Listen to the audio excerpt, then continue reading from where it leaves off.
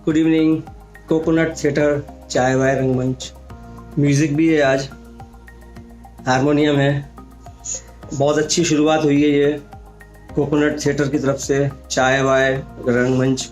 और इतनी अच्छी सीरीज़ चल रही है ये, इतनी अच्छी चल रही है कि मैं आज मेरा ज़रूर है, लेकिन एक तरीके से मैं रोज़ भी एक दर्शक की तरह देखता हूँ इसको। बहुत बहुत नमस्ते सबको। और सबसे पहले कोकोनट थिएटर, चाय वाय रंगमंच के सभी लोगों को मेरा नमस्ते। और ये 15-20 दिन से बातचीत चल रही थी कि एक दिन थिएटर म्यूज़िक के ऊपर करेंगे, तो मैंने ही कहा था कि 35 साल का एक अनुभव है, तो क्यों उसी को शेयर ना किया जाए एकदम। तो वो एक जर्नी भी हो जाएगी, और इस बीच में जितने डायरेक्टर्स आए जिनके साथ मैंने काम किया, तो उनके साथ में जो अनुभव हुए वो भी आपको बताएंगे। तो 1981 से ये सिलसिला शुरू हुआ। एक अचानक प्रोफेशनल रेपर्टरी कंपनी में मेरी एंट्री हो गई, जबकि मैं उस समय ग्रेजुएट भी नहीं था, और 12वीं क्लास पास करके और बीकॉम फर्स्ट ईयर कॉमर्स का स्टूडेंट था। तो 1981 की बात है ये। बाकी घर में परिवार का जो वातावरण है वो संगीत का है।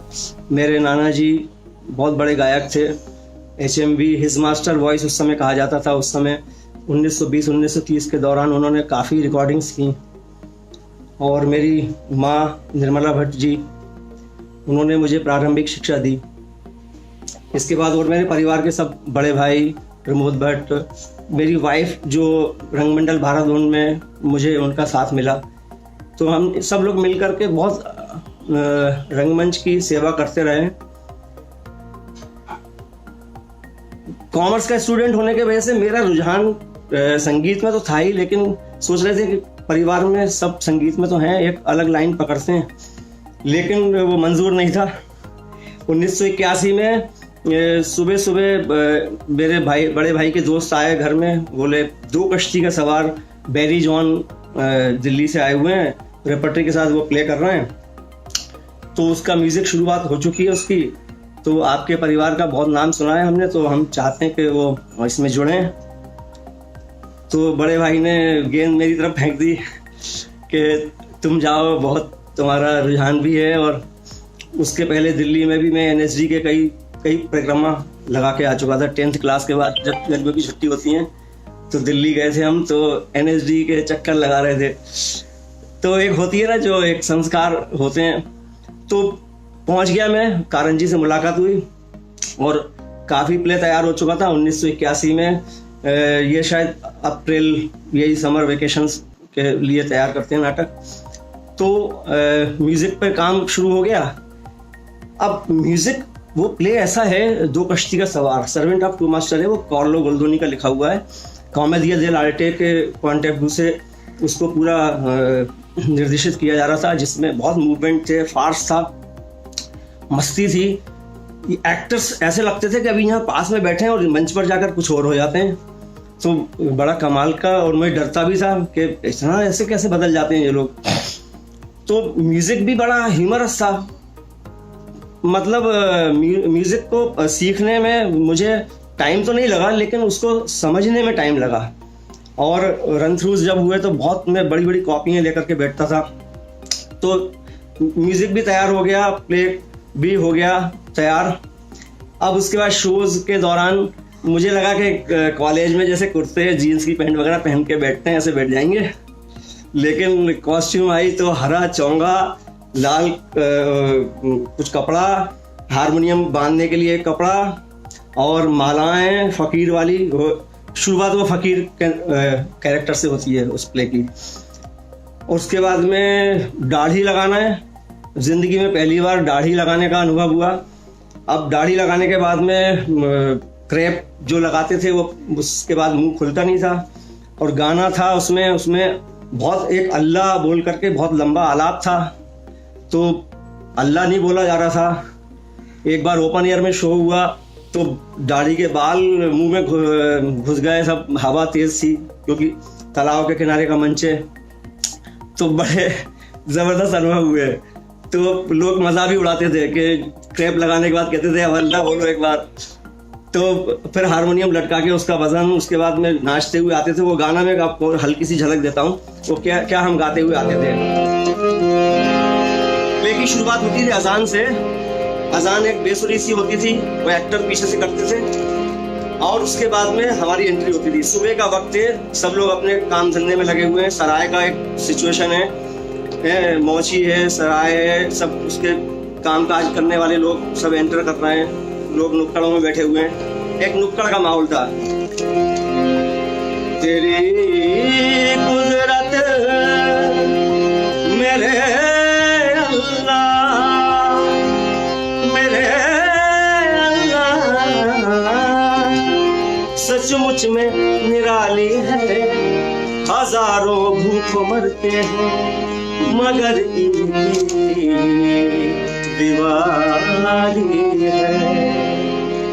किसी के मुंह में मीठा है, किसी के मुंह में कड़वा है, किसी के मुंह में मीठा है, किसी के मुंह में कड़वा है, किसी के मुंह में गाली है, किसी के मुंह में गाली है।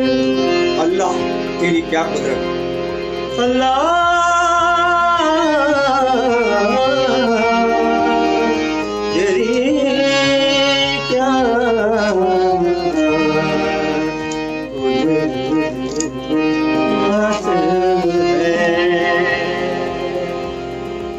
तो ये करके फिर इसके बाद में जो शेरमार खान जो मेन कैरेक्टर थे, वो नौकर का जो कैरेक्टर करते थे, बहुत हबीब साहब के ग्रुप के बड़े सीनियर एक्टर थे, द्वारिका प्रसाद वो करते थे। तो हम लोग फिर बैठ जाते थे, सब लोग आदाब आदाब आदाब करते थे, हम लोग बैठते थे। फिर उसके बाद में फिर हम उनकी एंट्री कराते थे।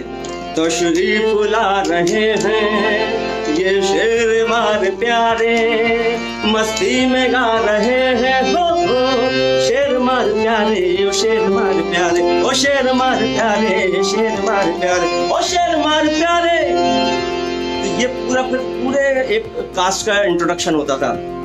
तो ये पहला मेरा शो का अनुभव था जिसमें क्रैप लगाई, कॉस्ट्यूम्स भी पहली बार मिली। फिर पूरे नाटक में एक चुपचाप एक सिंसियरली अपनी क्यू चार्ट के साथ बैठते थे।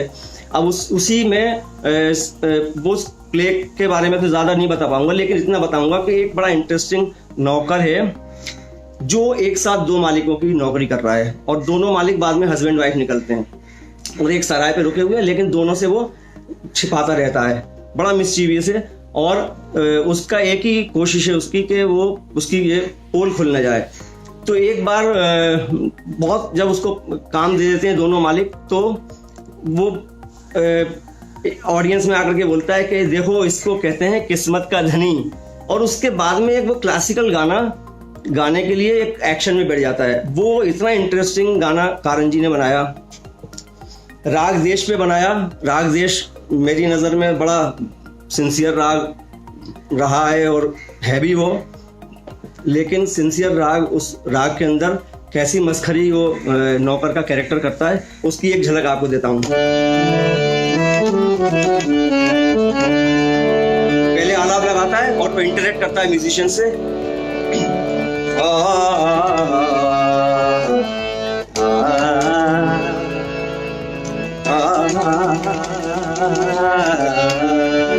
अब वो मजाकिया लहजे में गा रहा है, हारमोनियम बजाने की एक्शन कर रहा है, ये सब कर रहा है। अब अपनी कहानी बता रहा है, देखिए इस गाने में।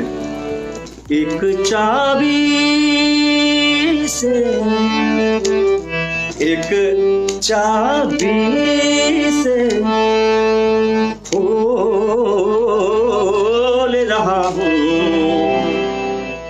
दो दो दो दो मालिक का ताला, ओ ताला दो मालिक का ताला।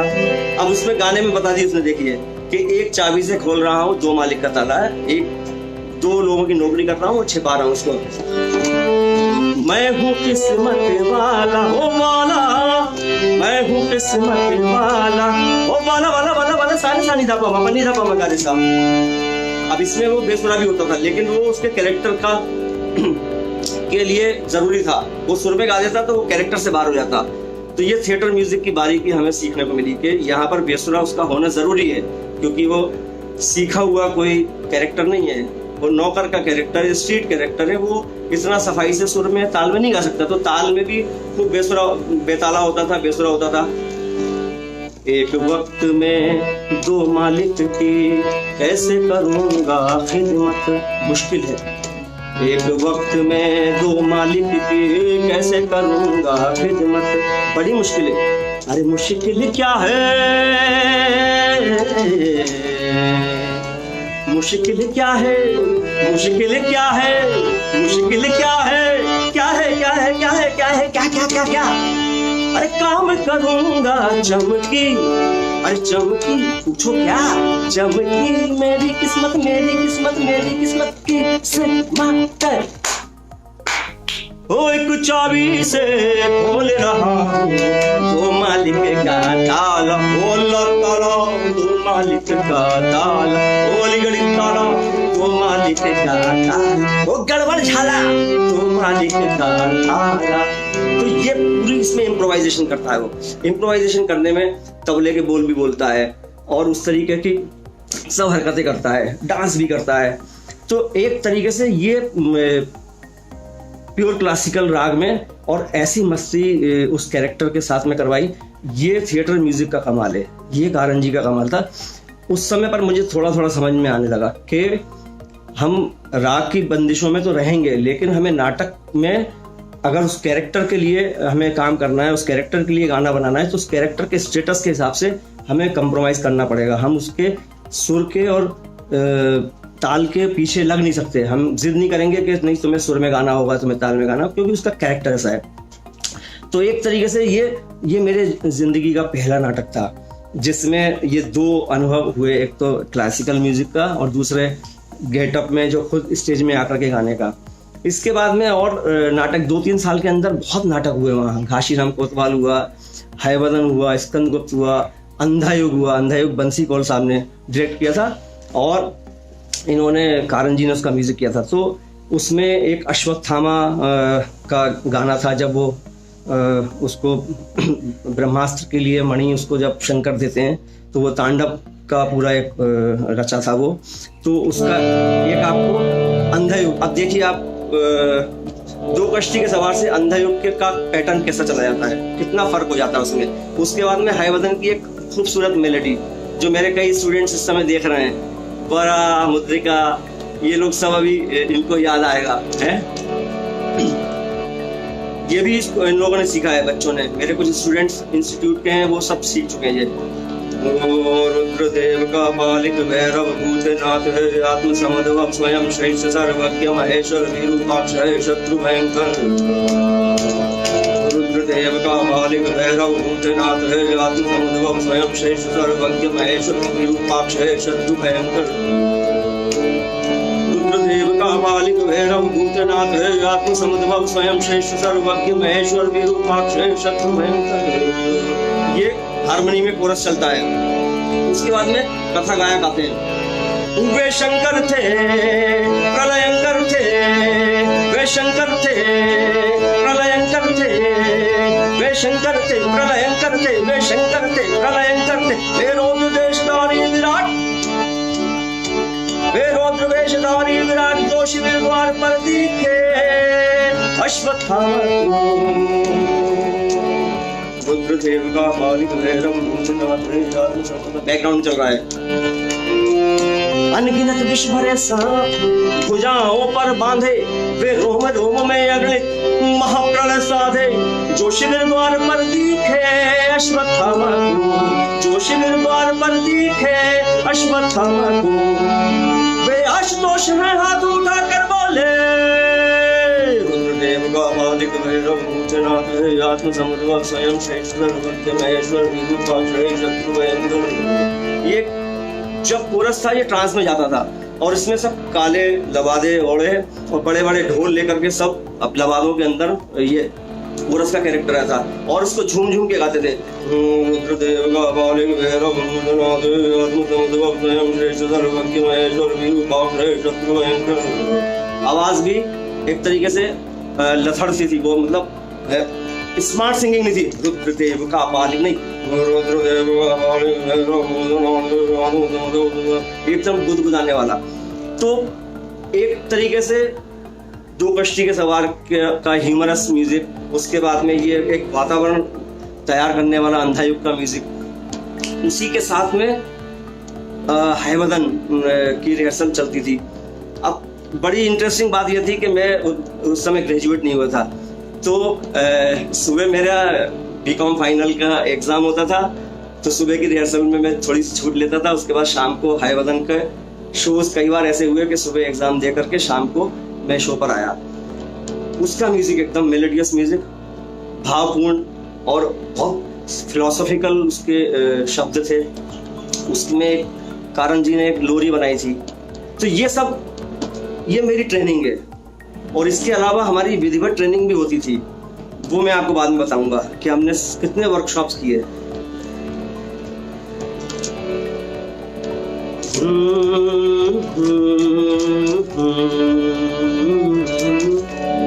आयो रे आयो सवार,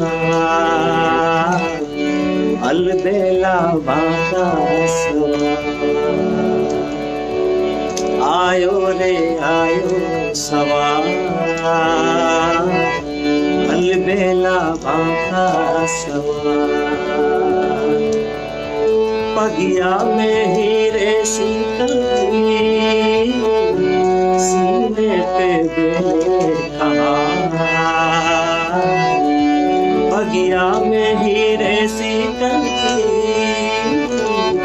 सीने पे देखा,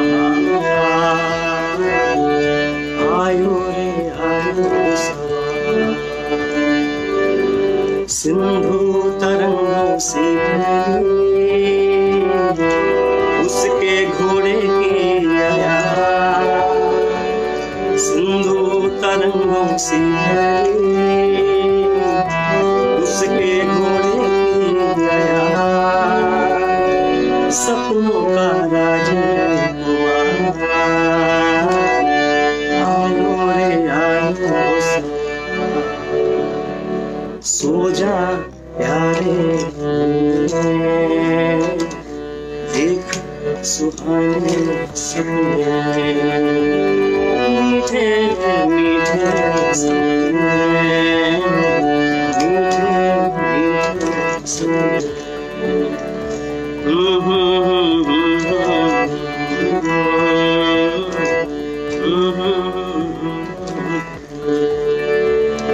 इस प्ले में मेरी वाइफ सुभाश्री भट्ट वो लीड करती थी। ज़्यादातर गाने उनकी आवाज़ में हुआ करते थे, क्योंकि थोड़ी मेलोडियस ट्यून थी और थोड़ी इसमें गायकी का काम था, सॉफ्ट सिंगिंग और समझ के गाने वाला, तो उनकी आवाज़ इसमें बहुत सूट करती थी। तो कारण जी की वो फेवरेट सिंगर भी थी, आवाज़ उनकी बड़ी दमदार है, मतलब अभी भी है।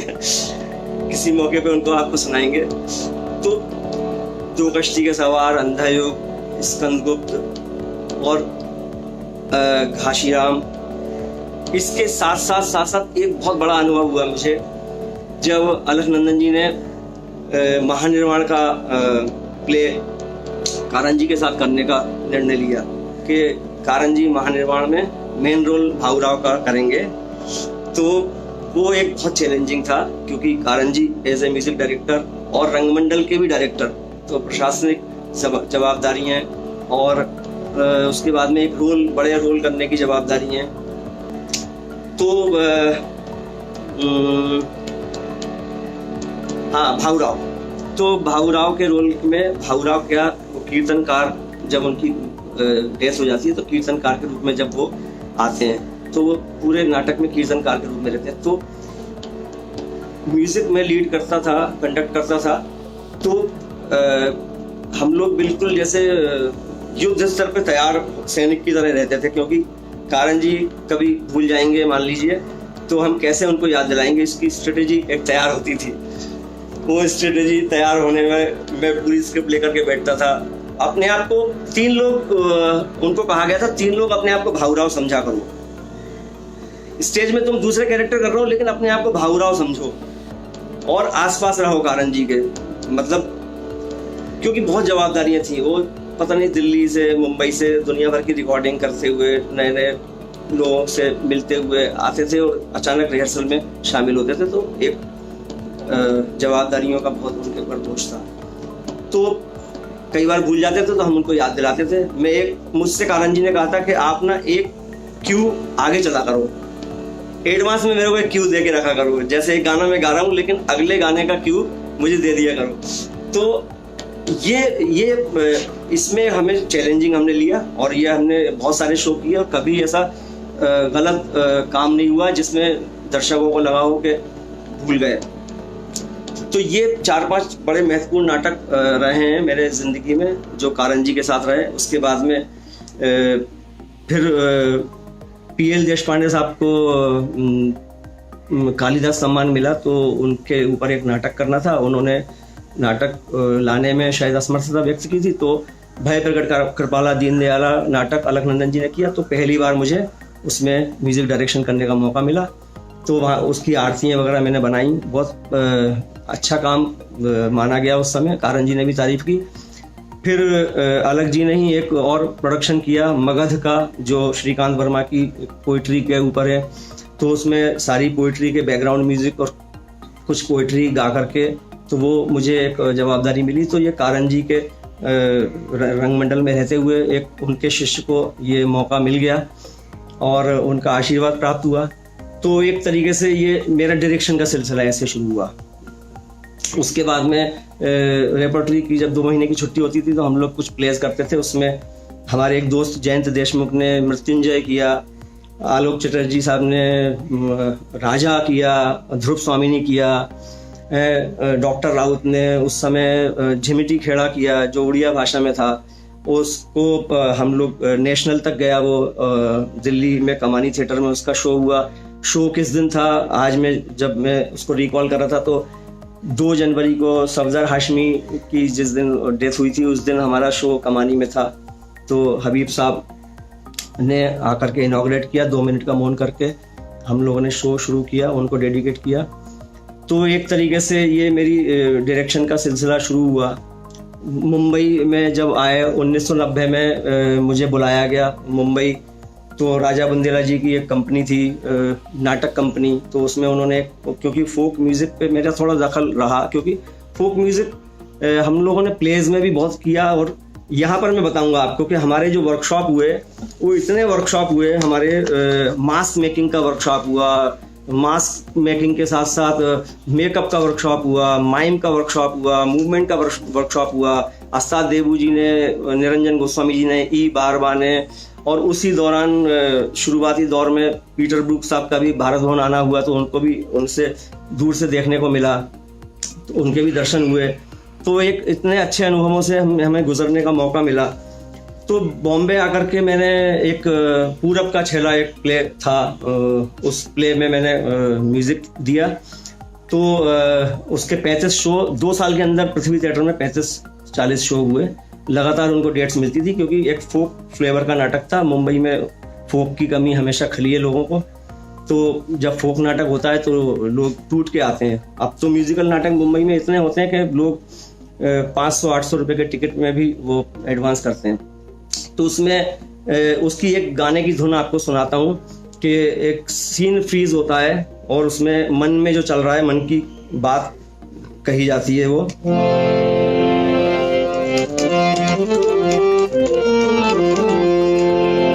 कटीले तन्हाई की रातियां बीती रे तेरी घड़ियां, कटीले तन्हाई की रातियां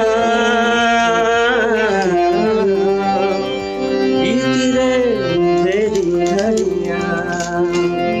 आयुरी सखी मोरे द्वार था जम्मू से जिसका इंतजार, कटी रे तन्हाई की रातियां बीती रे तेरी घड़ियां, कटी रे तन्हाई की रातियां।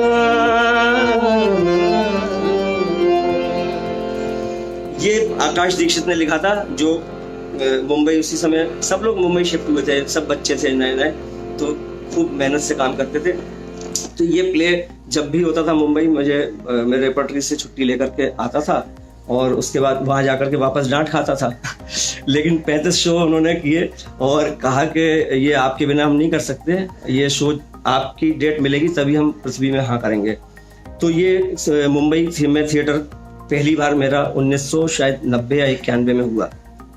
उसके बाद 1997 में मैं जब मुंबई परमानेंट आ गया 1997-98 में, तो नादरा जी के यहाँ काम शुरू किया। हर उस समय का दौर ऐसा था कि हर आदमी नादरा जी के साथ काम करता था। NSD के पास आउट लोग भी शुरुआत में सब नादरा जी के यहाँ एक सहारा मिलता था सबको। तो उनके यहाँ 3-4 मैंने नाटक किए। उसमें 2 कश्ती का सवार तो नहीं था, ये यहूदी की लड़की, हाँ यहूदी की लड़की उन्होंने रिपीट किया। तो उसमें कुछ नए गाने मैंने बनाए। तो उसका एक कॉमिक इंटरल्यूड का गाना मैंने बनाया, तो बड़ा पसंद आता था, तालियां मिलती थी, क्योंकि पारसी थिएटर में बड़े गर्मा गर्म नाटक हुआ करते थे। तो एक तरीके से उसका कॉमिक इंटरल्यूड के लिए थोड़ा सा रिलीफ के लिए देते थे। तो वो एक पोस्टमैन का कैरेक्टर था, तो वो एक गाना गाता था। उसमें सुनील सिन्हा वगैरह भी शामिल थे नाटक में, तो साथ मिलता था उनका, समी साहब, सुनील सिन्हा, हनीफ। नाइस से टाई लगाकर, ओ नाइस से टाई लगाकर बनाओ मैं कैसा जेंटलमैन, नाइस से टाई लगाकर बनाओ मैं कैसा जेंटलमैन, छोड़ी है देसी लैंड, मुझसे डरते हैं पोस्टमैन, वाह वाह जिसको हो एक माह में 3000 इनकम, वाह वाह वाह वाह वाह, उसी मलका को मैं बनाऊं अपनी मैडम, ताकि कहलाऊं मैं जेंटलमैन। नाइस से टाई लगाकर बना मैं कैसा जेंटलमैन, नाइस से टाई लगाकर बना मैं कैसा जेंटलमैन, छोड़ी है देसी लैंड, मुझसे डरते हैं पोस्टमैन, पोस्टमैन, पोस्टमैन। तो ये गाना, जबकि यहूदी की लड़की में बाकी जो धुनें बनाई थी वो सब बहुत गंभीर थी, सिचुएशन के साथ थी, लेकिन ये एक तरीके से काफी मजाकिया किस्म का कैरेक्टर था, तो ये मजाक में होता था। तो उनके साथ में मैंने कई प्ले किए नादरा जी के साथ में। इतिहास तो मैं ले गया, कन्हैया, कनुप्रिया और अंधा युग का एक दोनों की मिली जुली स्क्रिप्ट थी वो की। उसके बाद मैंने मुंबई में फिर एकेडमिक्स में गया मैं, तो वहाँ पर मुंबई यूनिवर्सिटी में वामन केंद्र जी के साथ में 2-3-4 प्ले किए। वेदपश्य उनका एक नाटक था। उसके बाद में मोहनदास और अंधा युग वहाँ भी रिपीट हुआ स्टूडेंट्स के साथ में, लेकिन अंधा युग में मैंने जितनी बार भी किया गाने सब बदल के किए, तो वो एक चैलेंज भी था मेरे लिए। और भी 3-4 नाटक वहाँ हुए। उसके बाद में ड्रामा स्कूल मुंबई में 2015 से मैं पढ़ाने गया, तो वहाँ का एक अलग अनुभव था। वो एक अलग किस्म की इंस्टीट्यूट है जो बहुत रेयर इंस्टीट्यूट में है। मुंबई में ऐसी इंस्टीट्यूट मैंने नज़र नहीं आई मुझे। तो वहाँ मेरी क्लासेस म्यूज़िक की होती हैं, एक्टर्स के साथ में 1-1.5 घंटे रोज़ म्यूज़िक का काम होता है, उनकी बेसिक ट्रेनिंग होती है। तो वहाँ जब 2-3 साल हो गए तो महेश दत्तानी जी के एक डायरेक्शन में प्ले हुआ माटी। तो माटी जब हुआ तो उसका म्यूज़िक मुझे करने को मिला। तो माटी यरमा है ये लोरका का, और वो स्टूडेंट्स के साथ हुआ। तो उसमें वहाँ के एक स्टूडेंट अभिनव ग्रोवर, उन्होंने जब गाने लिखे, तो उसका एक गाना मैं आपको सुनाता हूँ।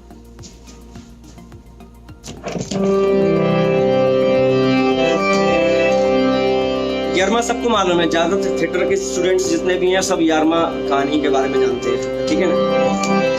सावन के झूले खेता में और एक झूला हमारे आंगन में, सावन के झूले खेलता मैं, और एक झूला हमारे आंगन में, या झूला पे मारे कान्हा का, या झूला पे मारे कान्हा का, भांजा जो चंदा मामा का, चंदा से चोले माखन जो, चंदा से चोले माखन, लल्ला ने डोली माने सिधावन जो, मन्ना मन लल्ला ने डोली माने सिधावन जो, सावन के झूले खेलता में, और एक झूला हमारे आंगन। इससे शुरू होता था, और ये ऐसे 3-4 गाने उसमें प्ले में बने थे, जो एक अलग किस्म का अनुभव हुआ। महेश के साथ में इसके पहले कभी काम नहीं किया था, और महेश एक अच्छे ब्रिलियंट डायरेक्टर हैं और बहुत लिबर्टी देते हैं। और उन्होंने म्यूज़िक की रिहर्सल्स में सिटिंग में बैठते थे, सुझाव देते थे, लेकिन उनको पता था शायद मेरे बैकग्राउंड के वजह से कि कारण जी के साथ अगर किसी ने लंबे अरसे काम किया है तो उसका जो डिसीजन होगा वो सही होगा। तो बहुत सारे मैं देर से देख नहीं पा रहा हूँ मैं पिया बहरूपिया का अनुभव। पिया बहरूपिया का अनुभव तो मस्त है, दुनिया घूमो मस्त रहो। One suggestion from my side for you, that valuable experience must be in black and white, which will be helpful for dear theatre lovers. हाँ ठीक है।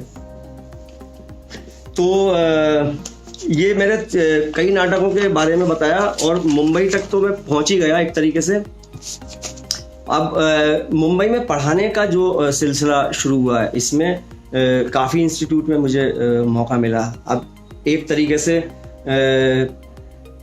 ये कहा जाए कि फिल्म सिटी जो है फिल्मों की नगरी है, फिल्म नगरी कहते हैं, लेकिन फिल्म सिटी में थिएटर और थिएटर का म्यूज़िक और थिएटर के डिपार्टमेंट्स पहुंच चुके हैं।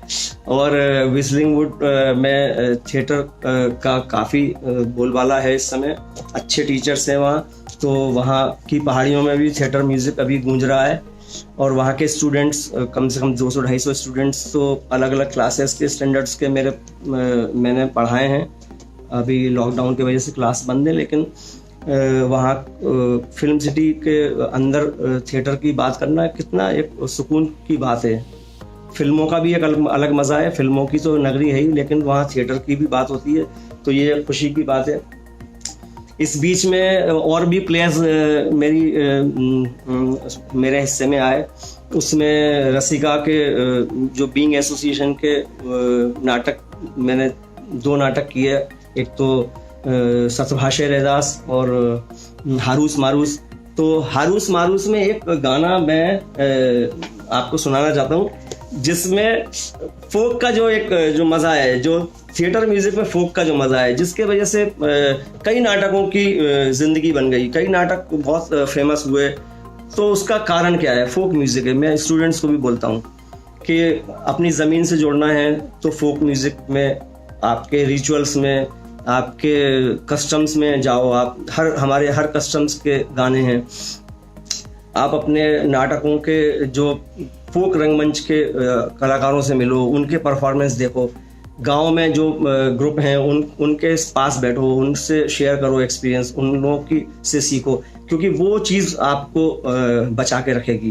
तो हारूस मारूस लास्ट ईयर मैंने जब रसिका के साथ किया, तो उसमें एक चूहों के ऊपर नाटक है कि चूहे कैसे एक गरीब एक परिवार की मदद करते हैं, उसकी लड़की की शादी कराते हैं। तो इसमें मज़ा आएगा। जब मैं बना रहा था तो मुझे लगा कि जैसे हबीब साहब के थिएटर में एक जो गानों का मज़ा होता था, वो एक मज़ा इसमें आता है।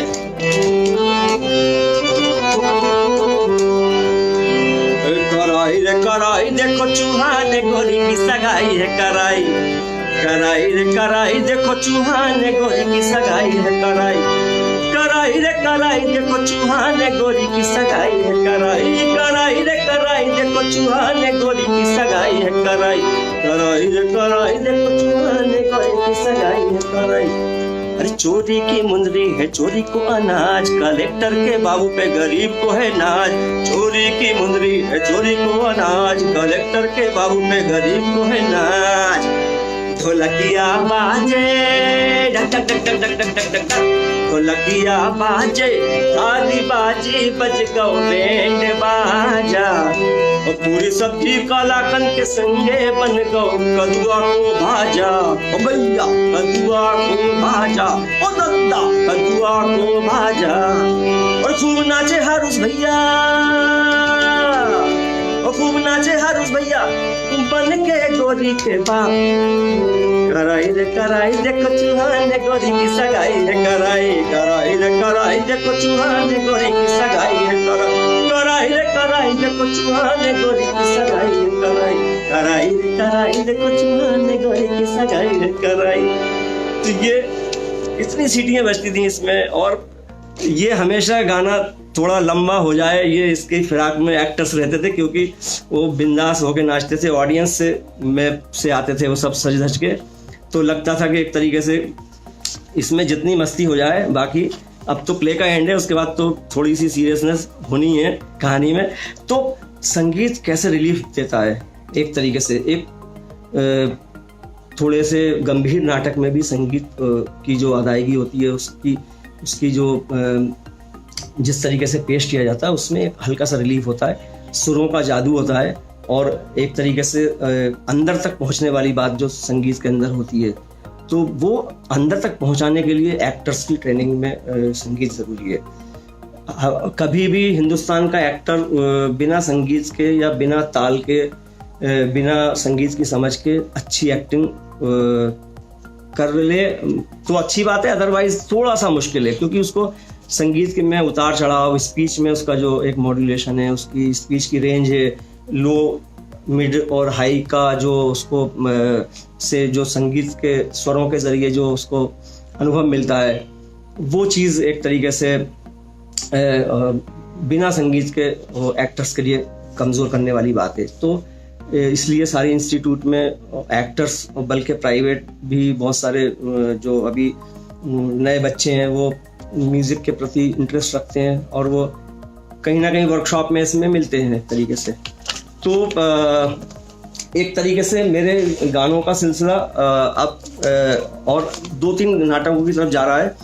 इसमें अब मैं आऊँगा गुलजार साहब के साथ जो मैंने काम किया, सलीम आरिफ साहब के साथ में। तो गुलजार साहब से मेरा तारुफ सलीम साहब के वजह से हुआ। उन्होंने मुंबई अठन्नी मुंबई महानगर की ये प्ले की स्क्रिप्ट जब सलीम साहब दी, तो सलीम साहब ने मुझे कांटेक्ट किया कि जो कविताएं तुम्हें अच्छी लगती हैं तुम बना लो, बाकी तो मैं सब प्ले में एक्टर्स से बुलवाऊंगा और उनको अलग ढंग से करवाऊंगा। तो मैंने एक तरीके से मुझे आज़ादी भी मिल गई, तो मैंने स्क्रिप्ट पढ़ी रखी, और फिर मैंने जो कहानी और पोएम में जो अच्छी चीज़ें जो मुझे लगी वो मैंने उनको संगीतबद्ध किया। तो सबसे पहले जो काम किया मैंने, एक मुंबई, एक उनकी बहुत बड़ी नज़्म है, तो मुंबई के ऊपर किया। तो मुंबई इतनी बड़ी है, उसको मैं थोड़ा एडिट करके सुनाऊंगा, लेकिन उसी में गुलजार साहब खुश हो गए, और गुलजार साहब ने एक तरीके से मुझे बहुत शाबाशी दी, और गुलजार साहब एक तरीके से प्रभावित भी हुए, क्योंकि ज़रूरी नहीं है कि बड़ा आदमी छोटे से प्रभावित नहीं हो सकता है। काम अच्छा लगे तो हर आदमी एक दूसरे से प्रभावित होता है। वो पृथ्वी थिएटर में 6वीं 7वीं जो सेकंड वाला हिस्सा है जो ऊपर का, वहाँ से उतर के आए, स्टेज में आकर के मुझसे कस के मुझे गले मिले, और वो खुशी का एहसास मुझे हो गया कि वो क्या उनके दिल में है। तो उन्होंने कई चीज़ें लिखी थी। एक तो एक लाइन वो एक हमेशा प्ले में हम यूज़ करते थे जो मुंबई के लिए कही जाती है, अभी सुन के आपको अंदाजा हो जाएगा। इश्तिहारों का शहर है, इश्तिहारों का शहर है शायद, इसमें सिर्फ इश्तिहार है,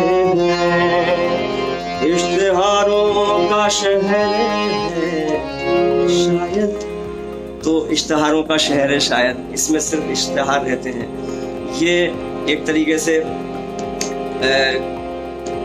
मुंबई की कहानी है। इसी के साथ में मुंबई के ऊपर जो उन्होंने मुंबई की लाइफ के ऊपर जो एक लंबी कविता लिखी, उसको मैं सुनाता हूँ। मुंबई मुंबई बड़ी लंबी सी मछली की तरह लेटी हुई पानी में ये नगरी। मुंबई मुंबई बड़ी लंबी सी मछली की तरह लेटी हुई पानी में ये नगरी। मुंबई कि सर पानी में और पाँव जमीन पर है, कि सर पानी में और पाँव जमीन पर है। समंदर छोड़ती है ना समंदर में उतरती है ये नगरी। मुंबई मुंबई जुराबें लंबे लंबे साहिलों की पिंडलियों तक खींच रखी है। समंदर खेलता रहता है पैरों से लिपट कर, हमेशा छींकता है शाम होती है तो टाइड में। समंदर यहीं देखा है साहिल पर समंदर होठ में भरकर, जो शाने की तरह हर रोज पी जाता है सूरज को। बड़ा तंदुरुस्त रहता है, कभी दुबला नहीं होता, कभी लगता है ये कोई तिलस्मी सा जजीरा है। मुंबई किसी गिरगिट की चमड़ी से बना है आसमां इसका, जो बादों की तरह रंगत बदलता है। मुंबई कसीनों में रखे दूल्हे की सूरत चलता रहता है, कसीनों में रखे दूल्हे की सूरत चलता रहता है। मुंबई यहाँ जीना भी जादू है, यहाँ जीना भी जादू है, यहाँ पर ख्वाब भी टांगों पे चलते हैं, यहाँ पर ख्वाब भी टांगों पे चलते हैं। उमंगे फूटती हैं जिस तरह पानी में रखे मूंग के दाने, चटकते हैं तो जी भी उगने लगती है। मुंबई मुंबई यहाँ दिल खर्च हो जाते हैं अक्सर, कुछ नहीं बचता। यहाँ दिल खर्च हो जाते हैं अक्सर, कुछ नहीं बचता। सभी चाटे हुए पत्थर हवा में उड़ते रहते हैं।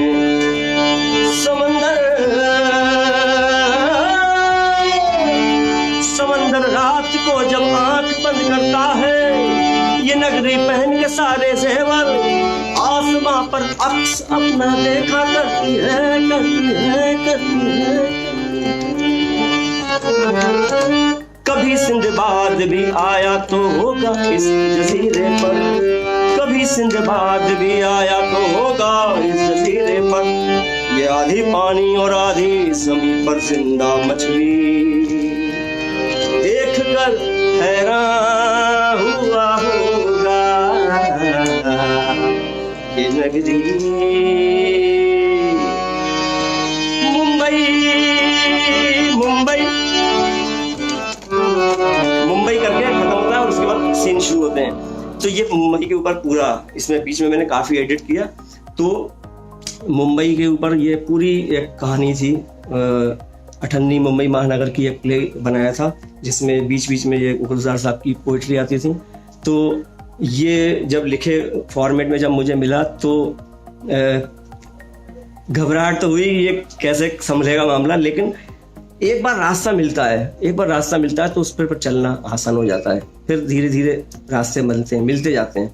तो ऐसे ही सुरों का है, एक बार एक दो लाइन की कॉम्पोजिशन बन गई तो ये मान के चलिए कि फिर अब आपको सुरों का सहारा मिलता रहेगा और सुरों का सहारा मिलेगा। एक तरीके से बहुत लंबा एक 35 साल के उसमें एक 45 मिनट 30 मिनट में समेटना मुश्किल है, लेकिन फिर भी मैंने कुछ चीज़ें इसमें की हैं। अच्छा, एक अब पोइट्री की बात चलिए तो एक मैंने पोइट्री की सर्वेश्वर द्वाल सक्सेना जी की जो कला एकेडमी के छात्रों ने एक हवालात प्ले किया था जो पद्मश्री जोसलकर जी के डायरेक्शन में। तो वहाँ उन्होंने कहा कि कहानी बहुत छोटी सी है, तो हम उसमें कुछ उनकी कविताएं हम डालते हैं। तो एक कविता ऐसी थी जिसका नाम ही है व्यंग मत बोलो। लोग कहते हैं ना कि व्यंग मत बोलो, तो पूरा हर लाइन के बाद में व्यंग मत बोलो आता है। तो वो कैसा था, कोई ताल नहीं है उसमें, सिर्फ एक नरेटिव स्टाइल में है। व्यंग मत बोलो, व्यंग मत बोलो, व्यंग मत बोलो, व्यंग मत बोलो। अरे काटता है जूता तो क्या हुआ, काटता है जूता तो क्या हुआ, पैर में ना सही सिर पे रख डोलो। व्यंग मत बोलो, व्यंग मत बोलो, व्यंग मत बोलो, व्यंग मत बोलो। अंधों का साथ हो जाए तो खुद भी आंखें बंद कर लो। अंधों का साथ हो जाए तो खुद भी आंखें बंद कर लो। जैसे सब टटोलते हैं, जैसे सब टटोलते हैं, राह तुम भी टटोलो। व्यंग मत बोलो, व्यंग मत बोलो, व्यंग मत बोलो।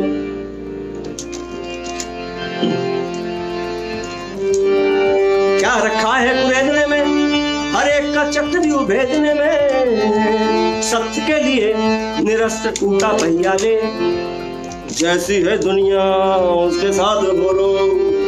व्यंग मत बोलो, व्यंग मत बोलो, व्यंग मत बोलो, व्यंग मत बोलो। तो ये ऐसी पोइट्री, इसमें कोई ताल नहीं थी और सिर्फ एक्टर्स उसको गाते थे। तो ऐसी चीज़ें मैंने की। इसमें डायरेक्टर अच्छी मेहनत करते हैं तो म्यूज़िक डायरेक्टर भी मेहनत करता है।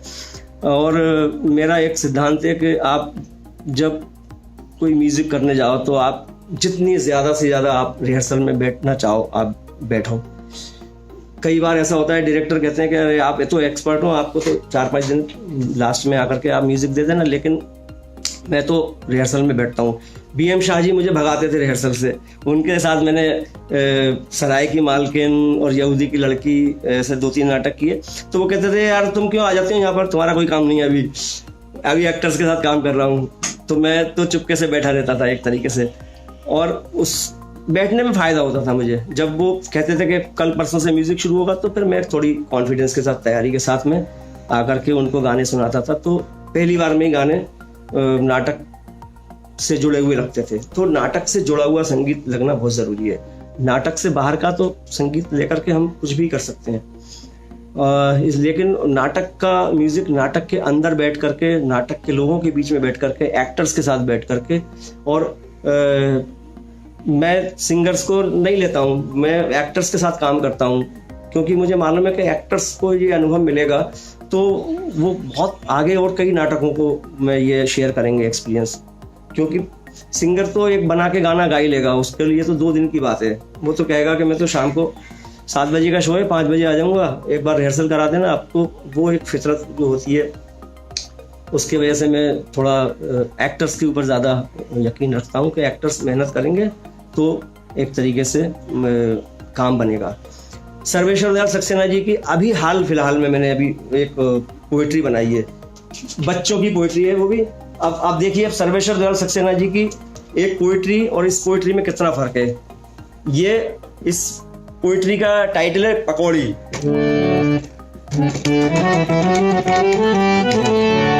बच्चों की है। दौड़ी दौड़ी आई पकौड़ी, दौड़ी दौड़ी आई पकौड़ी, छुन छुन छुन छुन तेल में नाची, छुन छुन छुन छुन तेल में नाची। प्लेट में आ शर्माई पकौड़ी, प्लेट में आ शर्माई पकौड़ी, दौड़ी दौड़ी आई पकौड़ी, हाथ से उछली मुंह में पहुंची, पेट में जा घबराई पकौड़ी। हाथ से उछली मुंह में पहुंची, पेट में जा घबराई पकौड़ी। दौड़ी दौड़ी आई पकौड़ी, मेरे मन को भाई पकौड़ी, मेरे मन को भाई पकौड़ी पकौड़ी। तो ये अभी 3-4 दिन में बच्चों की कुछ पोइट्री मुझे मिली, तो सर्वेश्वर दयाल सक्सेना जी की एक व्यंग मत बोलो, फिर उनका एक बकरी नाटक भी मैंने किया था, वो एक दौड़ी दौड़ी आई पकौड़ी। सर्वेश्वर दयाल सक्सेना का है वदन में बाँचे जो बानी गाथा पुरानी। तो आप देखिए कि एक राइटर भी कितने फ्लेक्सिबल होते हैं। तो एक थिएटर वाले एक्टर को, एक उसके टेक्नीशियन को, एक म्यूजिशियन को, म्यूजिक डायरेक्टर को फ्लेक्सिबल क्यों नहीं हो सकता? वो भी सब जगह से ढूंढ के लाएगा, क्योंकि बाँचे जो बानी गाथा पुरानी अपने आप में बहुत सीरियस गाना है, और हैवदन की कहानी उसी के ऊपर टिकी हुई है। उस गाने से पता चल जाता है कि हैवदन नाटक क्या है। श्री जी ने अंधायुग का बात की थी, तो अंधायुग का मैंने रुद्रदेव का बालिक भैरव मैंने सुनाया था। और अब एक गाना है जो महारास है, जो डॉक्टर पुरुषोत्तम भट्ट चक्रवर्ती जी ने लिखा, और एक प्ले महारास है जो यहाँ मुंबई में हुआ था। तो उसमें आखिरी में वो गाना होता है, उसमें महारास सब करते हैं। तो वो एक गाना मैं आपको सुनाता हूँ, और मुझे लगता है कि किसी ने जो प्रश्न पूछे होंगे उसके जवाब मिल रहे होंगे, और पिया बेरूपिया से संबंधित भी जवाब दे दिया था। वो फोक म्यूजिक पूरा है और मस्त नाटक है, आप लोग सब देखते ही हैं 4-4, 5-5 बार। जो आदमी ने वो नाटक देखा है तो उसकी बात क्या की जाए। और मैंने बच्चों के नाटक में एक गिल्लो रेपर्टरी में ताउस चमन की मैना एक प्ले हुआ था अतुल तिवारी जी के निर्देशन में, उसके भी बड़े खूबसूरत गाने बने थे। उसमें फलाकारा शहजादी की मैं प्यारी बहना गाना था, और एक मरसिया भी था। तो वो बड़ा कमाल का नाटक हुआ था, बहुत बड़े बच्चों के ने किया था, छोटे बच्चों के लिए परफॉर्म, लेकिन बहुत खूबसूरत नाटक हुआ था। उसके भी काफ़ी शो हुए, तो कभी बाद में मैं उसके गाने भी सुनाऊंगा आपको। वो उसके गाने ज़्यादातर मेरी वाइफ और जो एक्ट्रेस बच्चे हैं वो लोग गाते हैं, तो उनकी आवाज़ में ज़्यादा अच्छा लगेगा। तो आखिर में ख़त्म करने के पहले मैं कोकोनट थिएटर का शुक्रिया अदा करता हूँ, और इतनी एक चाय वाय और रंगमंच के टाइटल पर आपने मुझे बुलाया, और इतना अच्छा अनुभव रहा। और मैं तो वैसे क्या है, डूब जाता हूँ मैं, मुझे पता नहीं चलता है कितना टाइम क्या हो गया। मेरी बेटी अभी इशारे कर रही है टाइम के, मेरे पास तो अभी बहुत पिटारा है, मैं आधे घंटे तक बैठ सकता हूँ, लेकिन एक समय की सीमा होनी चाहिए। झीनी झीनी किसी और मौके पे सुनाएंगे, अभी बहुत सारे रहने दो अभी चीज़ें। झीनी झीनी तो तुम लोग गाते भी हो, मेरे कुछ स्टूडेंट्स बैठे हुए हैं, वो कमाल गाते हैं वो लोग। तो घन घन घन घनन घनन घन घन घन घनन घन देख फेस्टिवल के गाने से ख़त्म करते हैं। तो वो प्ले के एंड में होता है, मतलब क्लाइमेक्स का सॉन्ग है एक तरीके से।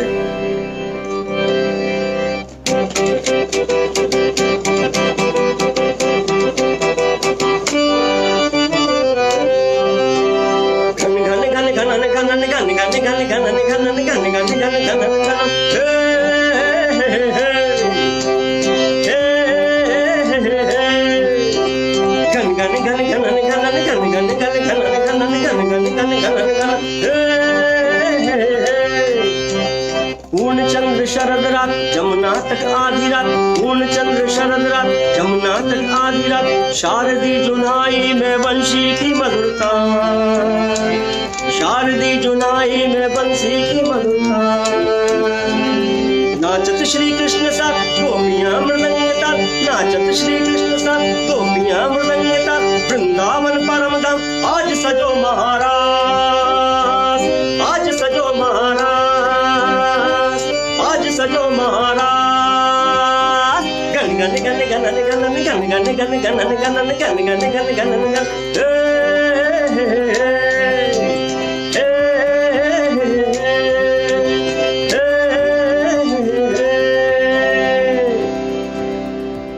इसमें कई गाने छूटे, लेकिन मैं जब किसी बाद में फिर से मौका मिलेगा, मृत्युंजय के एक गाना था एक, उसका मैं जिक्र जरूर करता हूँ। हाँ, क्योंकि वो गाने में एक म्यूजिकल अप्रोच है।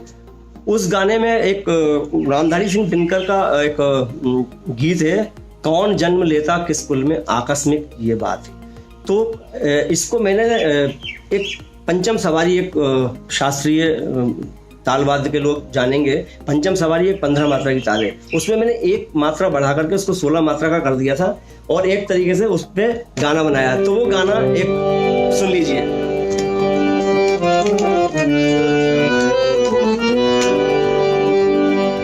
तो उसमें ऐसे बोल देता हूं मैं ताकि आपको लगे पंचम सवारी क्या, धीना धीदी का धीना धीना तीक दीना दीना टक्का दीना दीना दीना दीदी का दीना दीना तीक दीना दीना टक्का दीना दीना। कौन जन्म लेता किस कुल में, आकस्मिक ये बात, कौन जन्म लेता किस कुल में, आकस्मिक ये बात। छोटे कुल पर किंतु यहाँ होते कितने आघात, छोटे कुल पर किंतु यहाँ होते कितने आघात।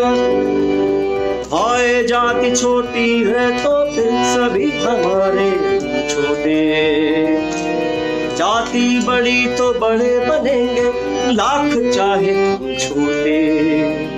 कौन जन्म लेता किस कुल में, आकस्मिक ये बात, कौन जन्म लेता किस कुल में, आकस्मिक ये बात। छोटे कुल पर किंतु यहाँ होते कितने आघात। तो हम लोग थिएटर वालों की जमात है, थिएटर वालों में कोई ऊंचा नहीं है, कोई नीचा नहीं है, प्यार मोहब्बत से रहने वाले लोग हैं। और एक बार फिर से मैं धन्यवाद देता हूँ कोकोनट थिएटर को के चाय वाय रंगमंच को, और बहुत बहुत धन्यवाद, बहुत बहुत नमस्कार, बहुत बहुत नमस्कार, बहुत बहुत नमस्कार।